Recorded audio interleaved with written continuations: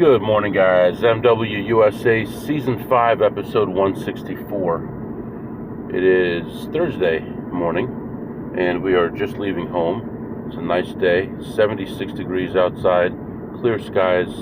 Going to be a sunny day all day. Going to be a fun day. We're going to make a lot of money today. I can feel it. I can feel it already. We're going to have some good things happening today. Yesterday, okay day. I ended up playing a lot of poker. Not my favorite thing to do, but we were able to make some money at the end. I did make another $160 online last night, so that was helpful. Actually, it was more than that. By the end of the night, I think it was closer to 300 before I went to sleep, and I just got the big payout from there, and I'm going to actually start another cash out today. So that's all good. I hope you're enjoying the 1776 series as well. I'm very passionate about it. Most of this stuff I already knew. I do look up a few details about dates and things like that, but I definitely enjoy history and enjoy learning about our country and our freedoms and studying the Constitution and so on. So I'm excited to bring those things to you. We'll be continuing today with the Second Amendment, and then after today we'll be doing multiple things at the same time. We won't be doing one at a time anymore because it'll be easier to do 2, 3, 4 of them at the same time. So I think we need to average over 4 a day, maybe over 5 a day, to get through the whole 1776 in 1 year. So anyway, we're on our way.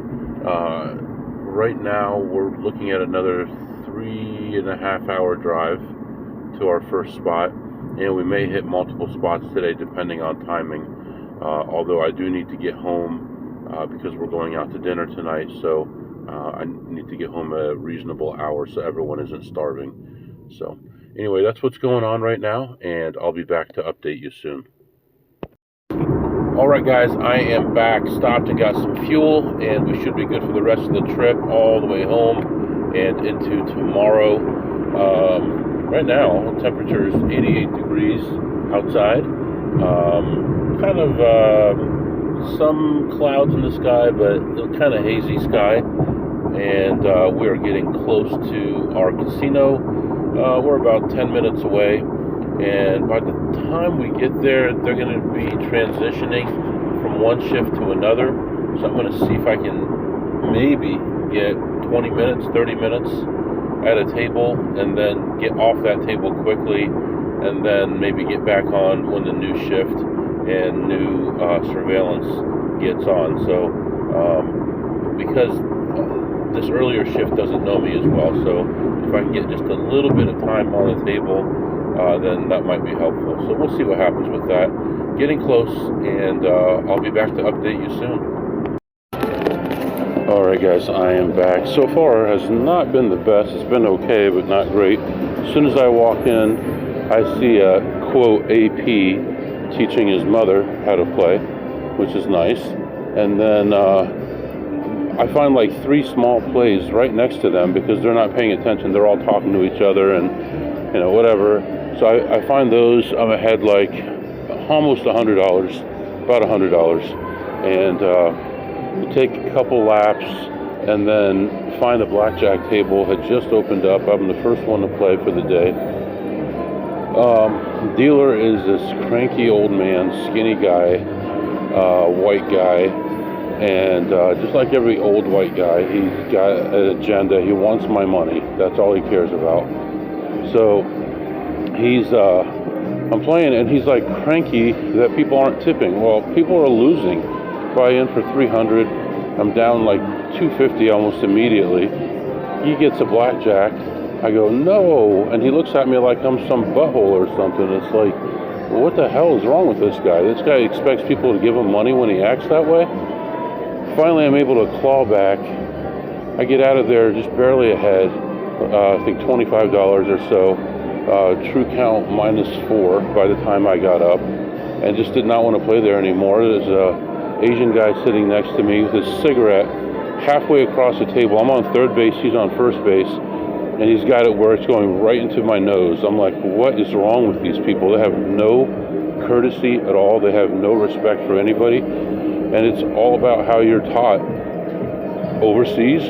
In his country, he's taught you take care of yourself first. They're not taught God and helping people and respecting people and all that. They're taught you have to take advantage of everything that you can. That's what he's doing. So anyway, there was a small fan on the table for the dealers. I almost asked to use that because it was going right in my face. With him playing two hands, one hand, back and forth, and with it being negative like it was, I just decided just to walk away. I could have waited till the next shoe and gotten back in. Maybe I will get back in, but this dealer's kind of a pain, but he's tolerable only because the pit boss doesn't know me, the dealer doesn't know me, so whatever. Maybe we'll get another shot at it here in a little bit, but ended up leaving that table ahead $25. We're up a little bit on slots, and we'll see what happens. I'll be back.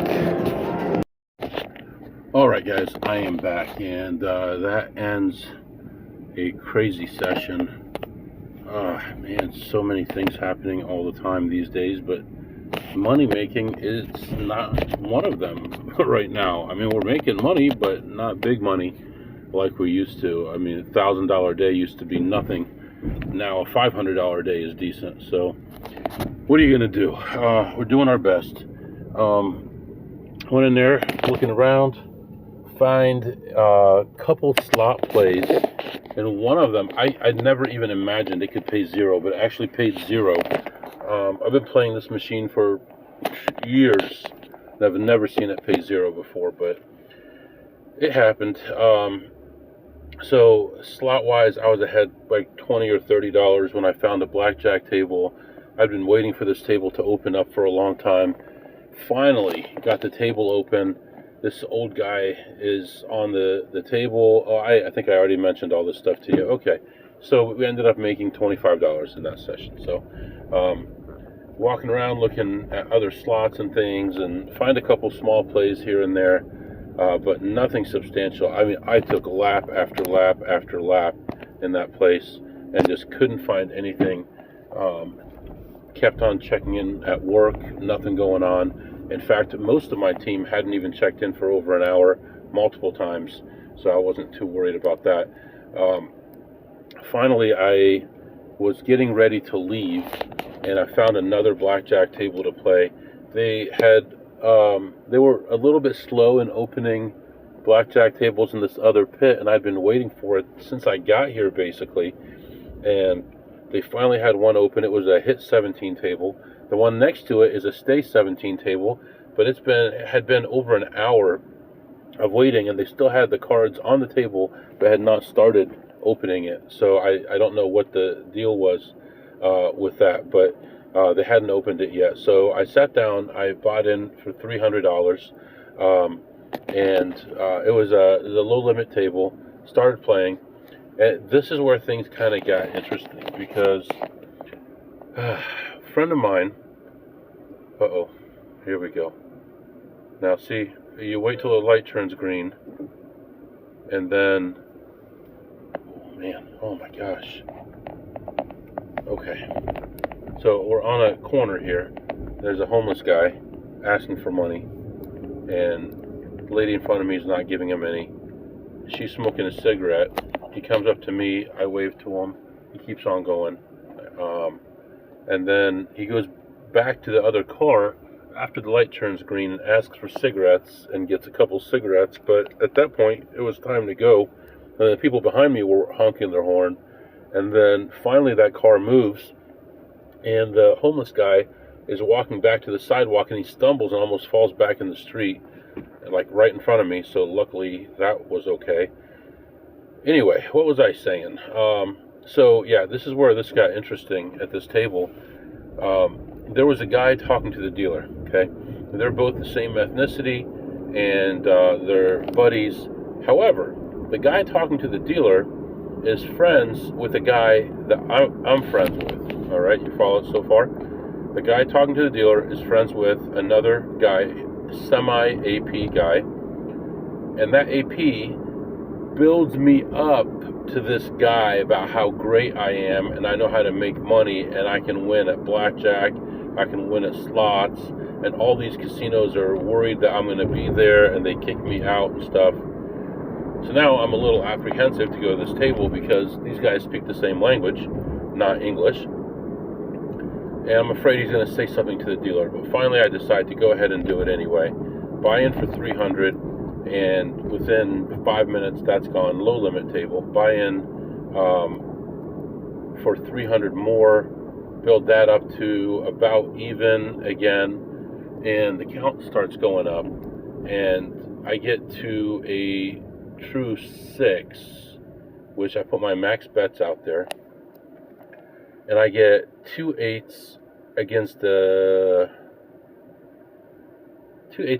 8. All right, let's count how many 8s came out. 2 8s against an 8. I split, I get another 8. I split, I get another 8, but I can't double that because I've reached my limit of 4 hands.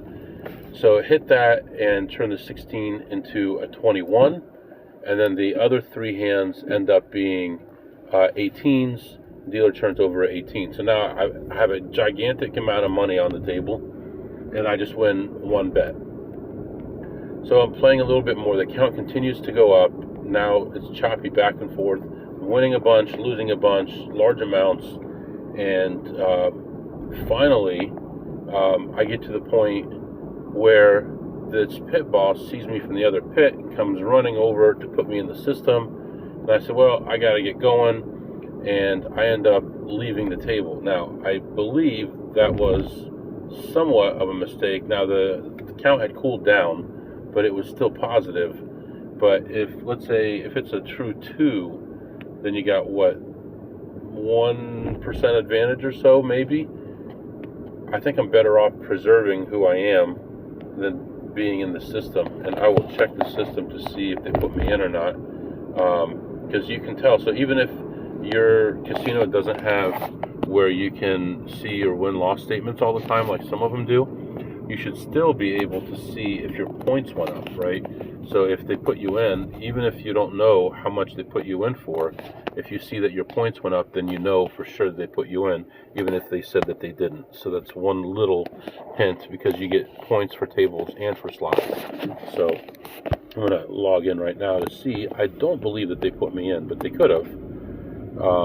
In fact, this place actually has free bets for me, even though I've never used a card at the table, and I will not use the free bet because I don't want them to put me in, and I don't want any of the people who don't know me to learn who I am and put me in. 1, 2, 3, okay. So logging in right now, we will see if it went up. It did not, so they did not put me in. I ended up leaving that table only ahead 150 plus the 25 from before. It's 175. I played slots. I was ahead $231 on the slots on 15, 20 plays, a lot of tiny plays. And I was leaving and I see this play. I play it. I win like $7, and then go around to the other side. And I'll explain this in a second too. Go around the other side, find 2 plays. One of them I lose a bunch on. One of them I make a lot on. And so I ended up leaving ahead another 34 on the slots. So a total of 175 on the blackjack, a total of 265 on the slots. But one thing that happened was, at one point I was walking around and I noticed all the APs were all crowded around one machine. I feel that's a big mistake. Even if you're splitting a play, I don't think you should all stand around one machine.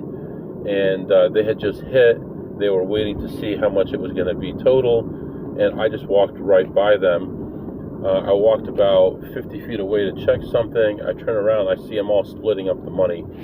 Terrible thing to do. I mean, if you're going to do that, go into the bathroom, go outside, you do something. Text each other how much it is, settle up later, whatever, but I just don't like doing that stuff in the middle of the floor. So that was a big thing. When I saw them, I knew everyone is occupied over here. I'm going to go look around, and I actually found a couple small plays, not huge, but I probably made $30 while they were all occupied with that, where now I don't have 6 people to compete with. I'm by myself while they're all occupied by that one play. and from what I saw, it looked like it didn't pay very much either. It was $10 a spin. I don't think it paid more than 150. So divide that by a bunch of people, and it's no money at all. So at this point, I do have to be home for dinner. I'm going to go get some lunch right now, see what the timing looks like. Then we'll figure out if we're going to have another session or if we're going to continue on. So that's what's going on right now. I'll be back. All right, guys, I am back and left that place, and we're continuing our trip. Got some nice food in there, feeling better. Checked all my work stuff. Everything is in good shape, nothing that I need to do. And we're going to go ahead and move on to our 1776 segment, and I'll be back with that. All right, welcome back to the 1776 countdown, where I count down the top 1,776 reasons why I love this country. And today we're going to be talking about the Second Amendment. Yesterday we talked about the First Amendment, and there are some controversial things like flag burning, hate speech, things like that. And we talked yesterday about being able to protect everybody's rights, especially those that you disagree with. And same with the Second Amendment. I want to kind of cover the Second Amendment from multiple different views and kind of give you different ideas that different people have. I'm not going to be able to cover everything. I'm going to do my best to be as fair as possible, but none of us are as fair as possible because we all have our own point of view. So I'm going to do my best to cover both sides of it, all right? The Second Amendment to the U.S. Constitution. The exact wording of the Second Amendment, obviously it's the right to bear arms, right? The actual wording of the Second Amendment is fairly straightforward and very, very short. It's a well-regulated militia being necessary to the security of a free state. The right of the people to keep and bear arms shall not be infringed. Okay? So shall not be infringed. What does that mean? That means the right of people to keep and bear arms shall not be limited, reduced, infringed, right? So let's talk a little bit about this. Obviously, it was ratified on the same day as the First Amendment, all the way through the 10th Amendment, the whole Bill of Rights, all ratified 1791, right? So the Second Amendment protects an individual's rights to own firearms, right? Some people think that there should be reasonable regulations to that. Now, when it says shall not be infringed, in my opinion, that means not really. The right feels like the point of view of the right, meaning conservatives in this country, is law-abiding citizens shall be able to own guns for self-defense, right? Versus on the left, they say universal background checks should be required for guns, for nearly all gun sales, like not BB guns, although some countries, they do even require background checks, and you have to get approval even with a BB gun, right? So the conservatives feel like it's a fundamental constitutional liberty, and the left feels like there can be red flag laws, according to them, that help remove firearms from people deemed as a danger through legal procedures. So, meaning if they think that you're a dangerous person, that they can come take your guns. Okay, I kind of see it, but at the same time, that's not exactly what it says. Conservatives oppose bans on things like semi-automatic rifles, where liberals call them assault rifles, even though AR, for example, is Armalite rifle. It's not assault rifle, right? So they just think it's assault rifle, but it's a semi-automatic, which means you have to pull the trigger every time you want to fire, versus an automatic would be you keep the trigger pushed down and it would continue to fire. And unless you have special licensing in the United States for that, the average person right now is not allowed to have those. Again, go back to read what it says in the Constitution. People might say, well, that type of weapon didn't exist at that point. Understood. I'm just trying to cover both sides, right? Now, what is the primary cause of gun violence in America? Is it guns, or is it criminals? For example, if I said, okay, you're not allowed to own guns anymore, are criminals going to say, okay, here's my guns? Or are only law-abiding people going to say, okay, here's my guns, since now they're illegal?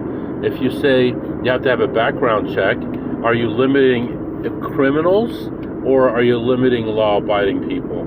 So these are major areas of contention by a lot of people. And gun ownership is supposed to be seen as a safeguard against tyranny and a protection of individual freedom, right? So you're supposed to keep the government doing the right thing, or you take over it again and you start a new country again where you have the rights that you're supposed to have. Right, but meanwhile, on the other side, on the more liberal side, they want you to have special storage requirements, maybe a fingerprint scanner before you can use it.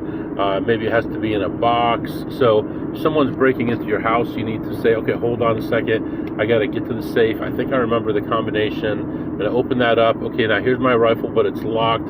It's got this little gun lock on. I got to find the key for the gun lock. And then the bullets have to be stored somewhere separate than the gun itself. So let me just do that. Okay, now I'm ready to go ahead and defend my home. So different things. And, I remember about 4 years ago, in an election, 6 years ago, whatever, people in the Northeast in a certain town had signs that says that they were not gun owners, and all of a sudden those people started getting robbed more, which, like, you're saying, I'm not here to defend myself, so they started getting robbed more often. But obviously, if you're not a gun owner, don't go telling people that you're not a gun owner, because that may open you up to something if there's a bad person nearby. We all like to think that everyone is good like us. We all have everyone has good intentions, but not everybody does, and some people take advantage of people. So anyway, that's the Second Amendment, the right to bear arms. And the big questions are, what do you have to do in order to buy a gun? Some states, you can just go buy a gun. Other states, you have to present ID to the other person that you're buying it from. You can do individual sales from person to person. You just have to show that you're a resident of the state. You just show the ID.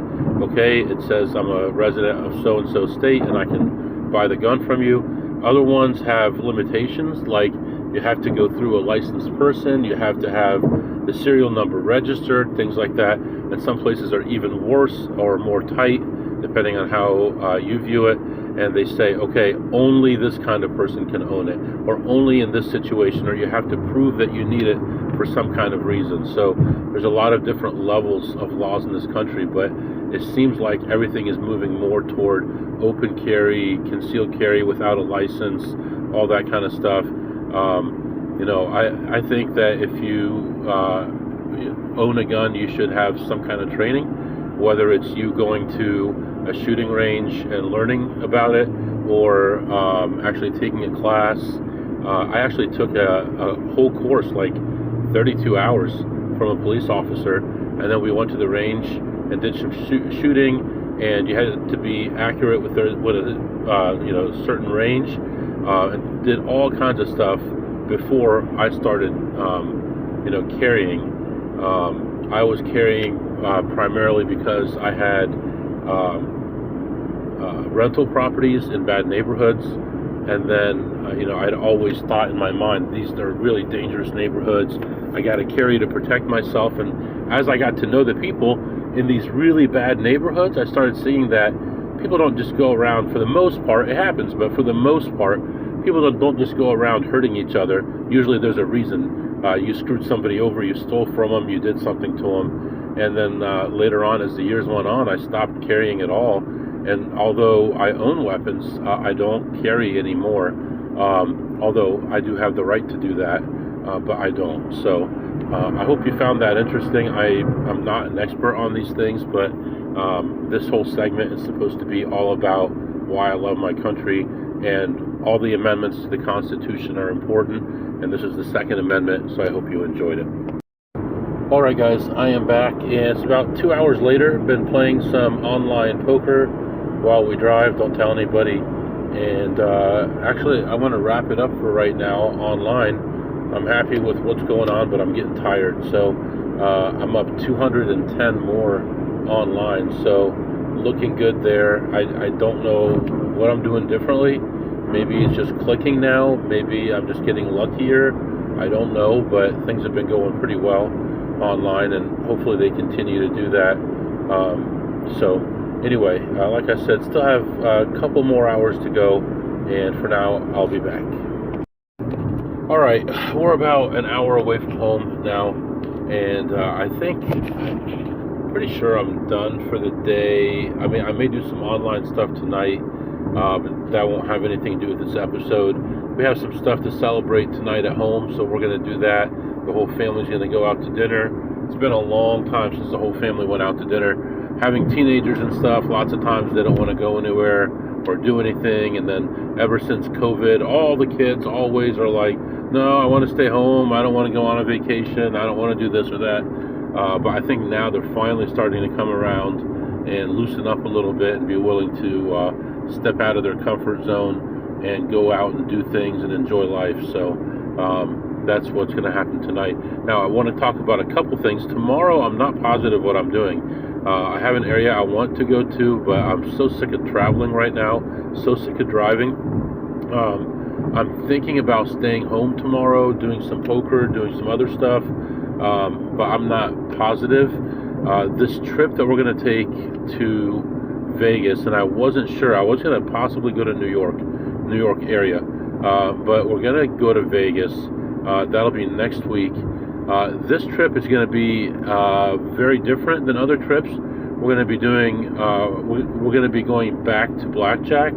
A lot more blackjack on this trip, and a lot more higher level opportunities, less slots, less card counting type things, but more advanced things.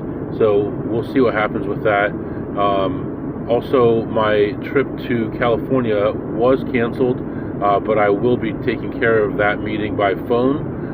So hopefully that works out. And if that works out, we'll be able to get back into some of the casinos that we're currently not allowed to go into. So trying something different. And if it works out, it'll be a whole new attitude for me. My day will be, I drove an hour to the casino and spent all day there and had a good time, and I'm welcome back in there again. So hopefully it's something like that, but I'm not holding my breath, but there's always possibilities. So right now it's about 89 degrees as we're heading home. Clear skies above us, some clouds off in the distance, and excited about getting home and seeing the family and relaxing. There's a lane closure ahead. Some of the members of my family were sick in the last couple days, and I think they feel better now, so it'll be good for all of us to go somewhere tonight and have dinner. So for now, I'm going to let you go. If you have any questions or comments, my email is mwusa21@gmail.com, mwusa21@gmail.com. See you next time.